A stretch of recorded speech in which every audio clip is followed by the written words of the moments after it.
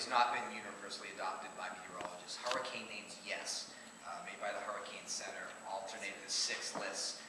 Storms that are really bad are retired, those names are retired. But we do not name winter storms, we just haven't adopted something like that. The problem with that is the hurricane names were started back in 1942, and it's because you can have 3 or 4 hurricanes out in the Atlantic, and for research purposes, you can't name them number 1, 2, or 3. They gave them a name, and it was kind of also started with a book called Storm, which is a great book. I suggest you read it. It was written by a professor from Cal Poly Tech in 1942. It's about romancing a hurricane out in the Pacific. And they named the storm Margaret, and in 42, that's when the National Weather Service started naming hurricanes. And what's interesting, until 54, it was all women's names. Yes. For tropical systems. Yeah. And then they started. Nothing wrong with it. It is what it is. There's a hurricane. But they started adding men's names. And they try to divide the names between Spanish, French, and English. But it's hard to name winter storms because they're so fickle and they come and they go, and there's so many of them over a season. Can anybody live up in Lost since they failed twice? Can anybody go up there since they divided just... It would take a long time to get there. Theoretically, we could start a colony there, but it's basically a life sentence to Mars. You're not coming back if you go there. We have a question back here. Go ahead. Yeah, I want to say thank you to all of you. You do a great job with the weather.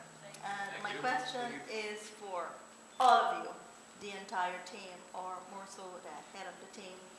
What are your plans for the next 5 years? Where do you see yourself, as a team? What plans do you have to improve, the output? And what can we expect? I think one of the things that we're doing that's really exciting right now, and it's just going to become more and more important for us, is our relationship with the viewers in expressing to us what we call ground truth and what's happening in your neighborhood. So social media has given us a great relationship with viewers to help spread the message of what's going to happen in the forecast, but it's also become an amazing tool for us to receive information and data. If we know what's happening with the storm when it comes over Queens, that can give us really important information to what we can predict for it for the next 10 to 15 miles going east for Long Island. So I think between now and the next 5 years, our relationship and our dependency on what's happening with the real eyes on the ground will just complement the amazing science that we have, and it's going to make for a better and better product that you're able to receive with the weather. And that kind of information, it's important not only for your safety of your property and yourself when you're traveling, but it's also important for your planning.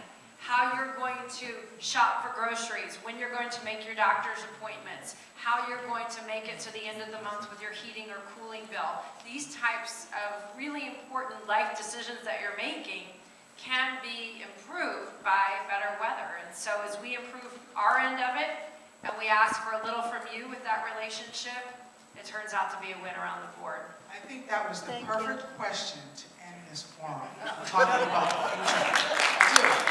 So first of all, I'd just like to thank my friends from Eyewitness News and Dave and Camille for being here, and the rest of the staff. But really, thank you all for coming out on a kind of cold night. Well, we really appreciate it. So get home safely. Like us on Facebook, because we're over 1 million.